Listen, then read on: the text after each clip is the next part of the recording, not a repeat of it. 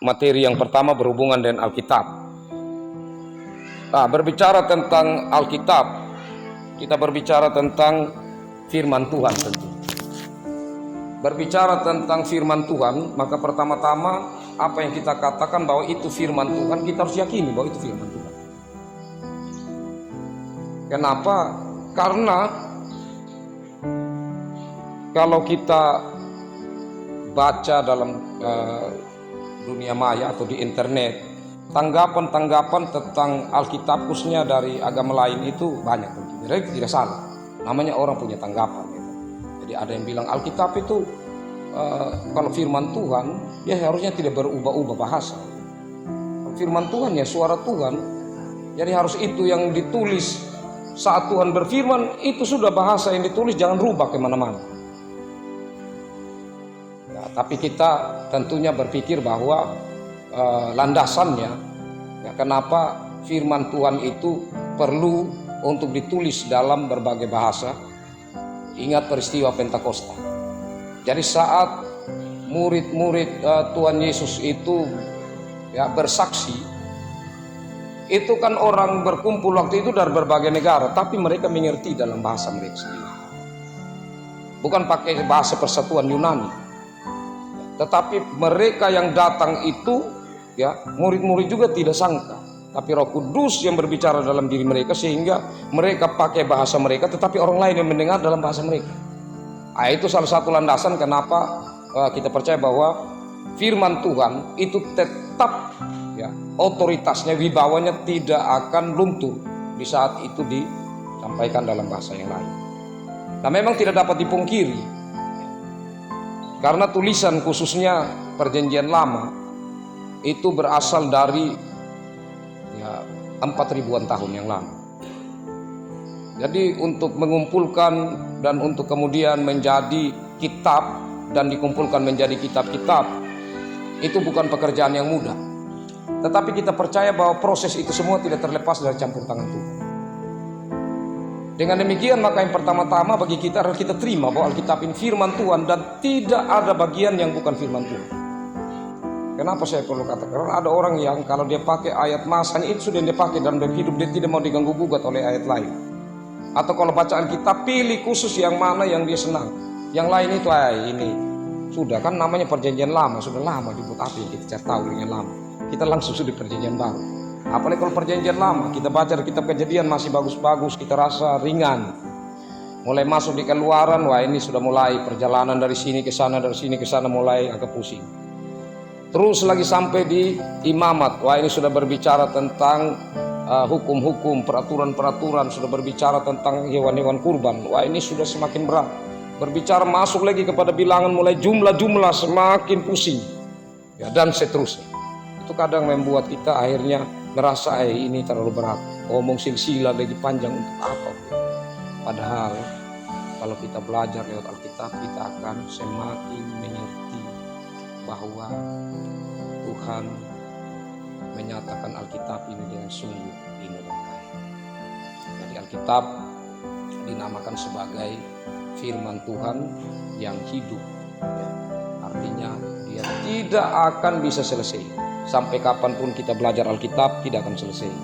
Khotbah untuk satu khotbah bisa dihotbahkan berkali-kali dengan orang-orang yang berbeda, tetapi hikmat Tuhan bekerja di sana. Bisa saja banyak hal yang diangkat dari satu bahan ayat Alkitab atau ayat-ayat Alkitab yang diambil. Itu kekayaan hikmat Tuhan yang luar biasa, dan Roh Kudus Tuhan yang berkarya akan membuat orang semakin diperkaya oleh firman Tuhan. Nah, jadi pertama kita merasa tentang Alkitab itu penting harus berangkat dari cara berpikir itu dulu. Alkitab, kenapa saya katakan itu? Karena kalau kita tidak memahami bahwa itu penting, maka tentu kita tidak akan menempatkan sesuatu itu menjadi penting bagi kita. Kalau motor contohnya, motor itu penting, penting dia bawa saya ke sini, karena kita tahu bahwa itu memang dia punya kepentingan ada. Alkitab kalau kita tahu penting ya itu pasti. Nah, sebaiknya karena sekarang memang zaman HP ada Alkitab di dalam. Karena kalau kita kemana-mana sulit juga kita bawa Alkitab terus kemana-mana. Bisa orang bilang, pakai Oke lah, sudah di majelis sudah kitab teman-teman. Artinya orang ada yang bukan lurus maksudnya, tetapi main gila saja begitu. Dan itu kadang-kadang membuat kita akhirnya yang tadi mau untuk ingin belajar terus firman Tuhan jadi kendor. Tetapi Alkitab yang begini, yang buku harus ada. Kenapa harus ada? Karena ya namanya Alkitab. Al itu suci, kitab itu buku. Jadi buku suci harus kita pegang. Karena hanya kata-kata Tuhan saya ada sih. Kalau dalam HP ada SMS apa sebentar terganggu segala macam, tidak fokus. Tapi kalau mau dibawa kemana-mana untuk kita lihat hal pentingnya. Nah, jadi Alkitab itu berisi firman Tuhan yang tidak secara bukunya tidak punya khasiat sebenarnya. Maksudnya saya isinya yang punya makna. Jadi kan kadang orang kalau macam anaknya berkelan sakit jangan taruh di atas kepala. Semoga cepat sembuh dengan Alkitab. Lebih celakanya lagi banyak yang taruh Alkitab di peti orang mati. Untuk apa? Dia tidak bisa baca lagi, kecuali mungkin kita bilang wah biar sudah dibawa sudah ini karena ini buku yang tiap kali dia ini oke, tapi saya ada Alkitab. Kalau kita simpan di situ lebih baik. Kalau tidak ada Alkitab lebih baik itu Alkitab yang kita pegang, yang kita bawa, yang pada akhirnya saat kita baca kita ingat, menyatukan hati dengan orang sudah pergi. Ya saya pikir tergantung dari cara pandang kita, fungsi dari Alkitab itu sendiri. Nah selanjutnya itu saya berbicara tentang kulitnya atau covernya. Saya berbicara sekarang tentang isi. Nah, tentang Alkitab ini dia dibagi atas dua bagian, Kevin, yaitu Perjanjian Lama. Perjanjian Lama berapa kitab? Perjanjian Baru semua berapa? 66 kitab. Nah, 66 kitab ini itu kalau dibaca perlahan-lahan ya, secara rutin, nanti Kevin akan semakin mencintai. Orang itu karena tidak mau membuka diri untuk belajar sesuatu, sehingga dia pada akhirnya tidak merasa tertarik tentang sesuatu. Tapi kalau dia semakin mendalami, maka dia akan semakin tahu, apalagi ini firman Tuhan. Kita akan semakin tertarik di dalam. Nah, jadi pekerjaan untuk menelaah atau memahami Alkitab bukan sekedar membaca, itu orang menyerahkan tugas itu kepada pelayan-pelayan, kepada majelis jemaat, atau kalau paling rendah itu kepada badan pengurus komisi, karena mereka itu yang biasa akan pelayanan. Tapi kalau warga awam secara umum itu mereka merasa bahwa itu bukan sesuatu yang harus, bukan? Ya mau ini ya, tapi tidak bisa. Apalagi orang yang sudah sidi, ya itu harus, karena itu makan rohani. Nah, kenapa dikatakan perjanjian lama? Kenapa dikatakan perjanjian baru? Mungkin Kevin bisa sampaikan sedikit apa yang Kevin pikir.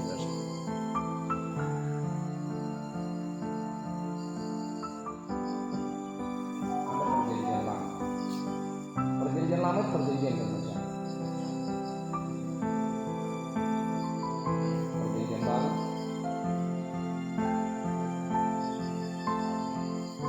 Jadi perjanjian baru kedatangan Yesus. Perjanjian lama itu tentang datangnya Mesias. Perjanjian baru Mesias datang.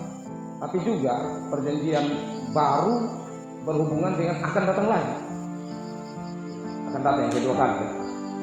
Jadi ada perjanjian sebenarnya, kalau memang ada yang bilang kenapa tidak pakai perjanjian pertama, perjanjian kedua. Nah, karena perjanjian lama itu berhubungan dengan banyak perjanjian yang memang gambaran atau mengerucut kepada pribadi Mesias atau Yesus sendiri.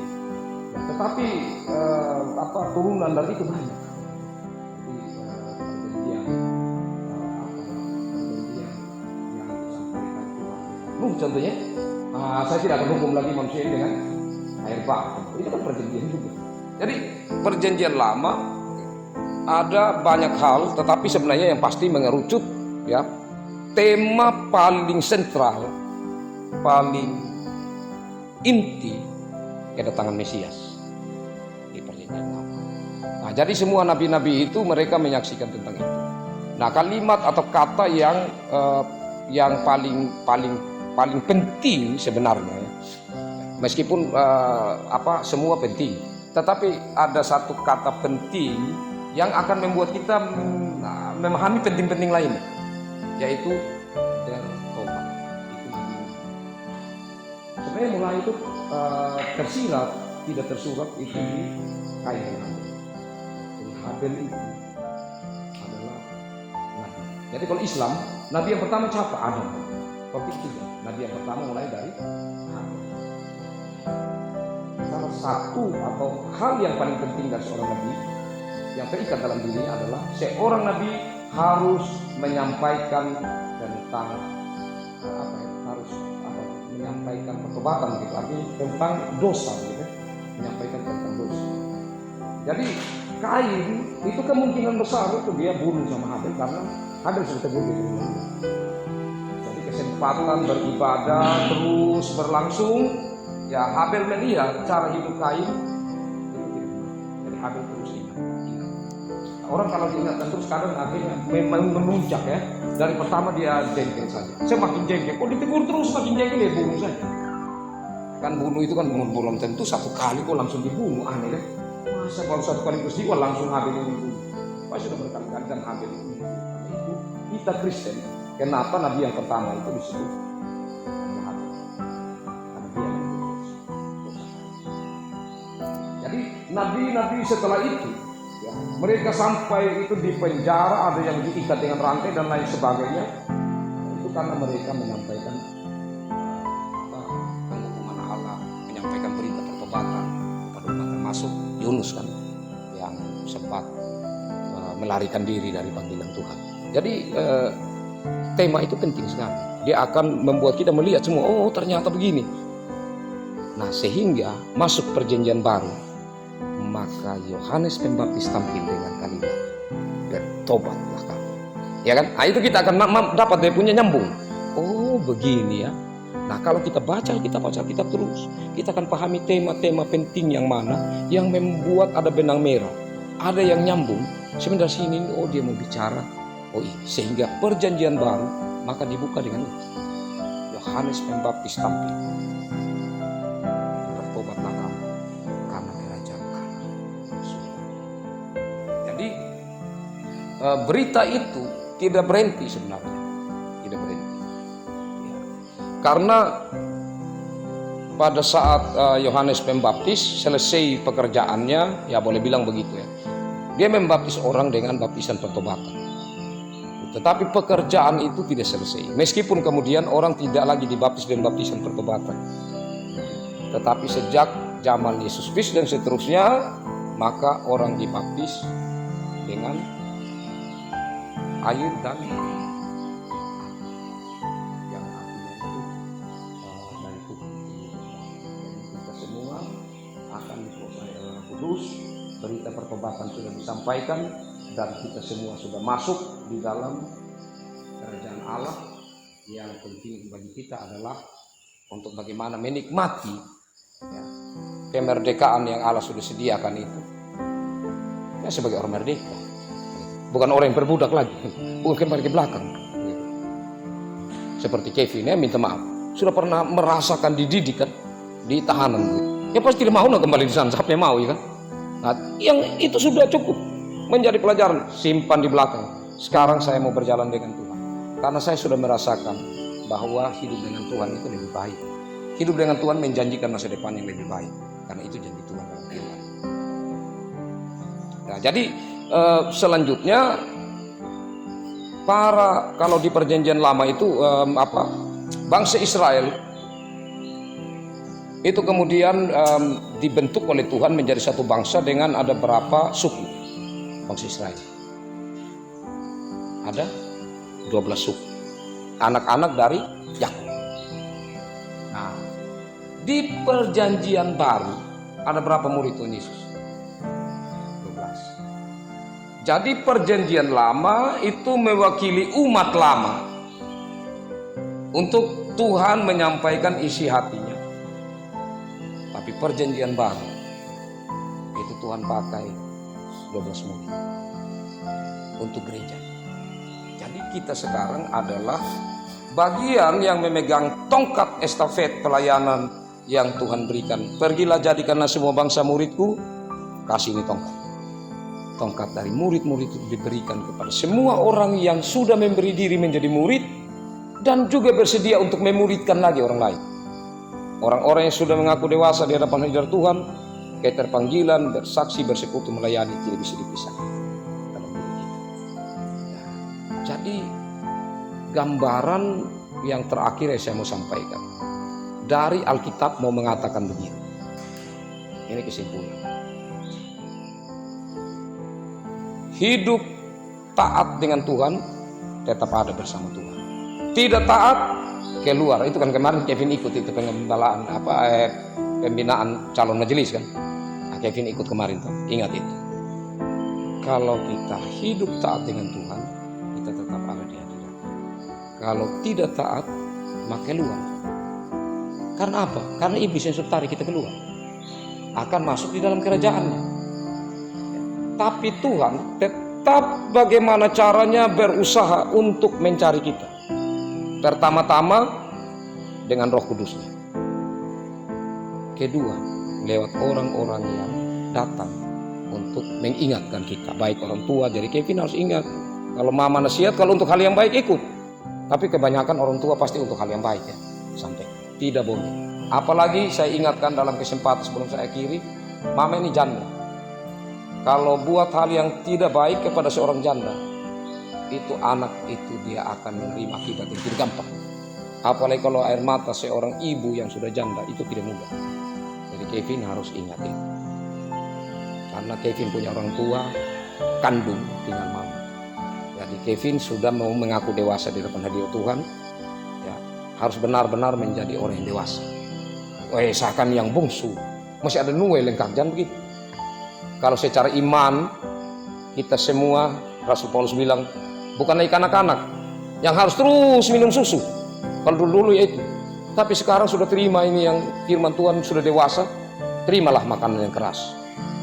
Maksudnya mulai melatih diri, melatih rohani kita supaya kita semakin benar-benar menjadi orang dewasa. Jadi ini saja yang saya sampaikan dalam kesempatan ini Kevin untuk bagian Alkitab, dan selanjutnya saya kasih kesempatan kepada Bapak Mertua Ibu Sinda untuk